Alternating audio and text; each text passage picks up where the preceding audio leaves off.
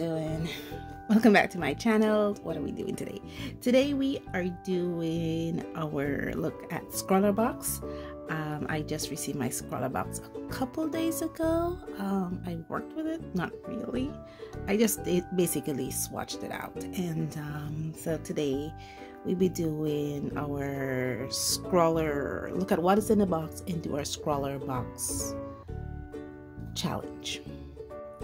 So the featured art item in the box is actually these. Actually, I have the box here. This is the box that it came in.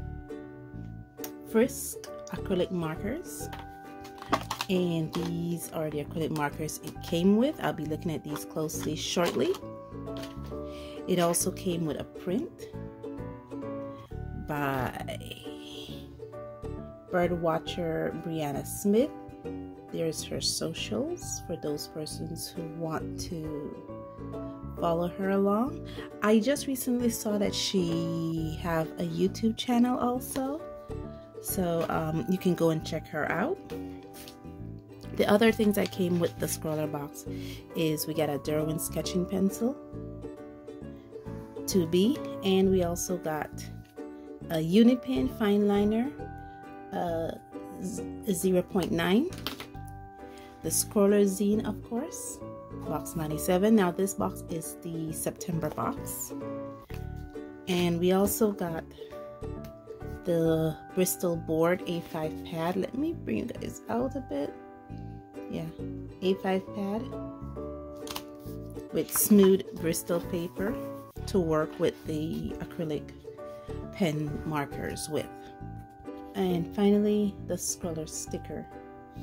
It's upside down, sorry. Yeah. It is a piece of the print, the head of the eagle. As usual, guys, I will be putting up pictures of what the presentation of these were like when I first got them, and the presentation of the alcohol-based markers when I first got them for you, so you can see that. I just want to quickly run through the zine. Interestingly, the zine featured everything that was in the marker, the sticker, the acrylic marker pens, the sweetie that came that was not as sweet as I thought, the print. It also featured the fine liner. Unfortunately, it did not feature the, let me bring you guys back in a bit. It did not feature the pencil, but when I scanned the code here to find out the pricing of everything, the pencil was featured on that. So I think Scrawler probably just missed that part. It also has a featured here on the artist, Miss Smith. Some of her artwork. I actually haven't read this part of the article yet. I did read this part of the article because it always gives you a couple tips for if you have never used the medium before, the featured medium.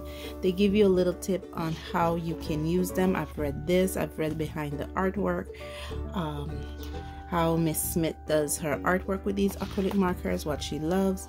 It also features here the artists from 2 months prior. This is box 95. I believe this was the July box.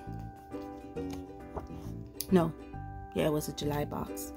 And the prompt for that box was Quest, and it featured some of the more amazing artists. I recognized her because I saw her draw this on the YouTube channel. I remember seeing that one. And the featured and the tree contest winners, or the top three scrollers, here they are. I recognize him because I remember seeing him join on his YouTube channel.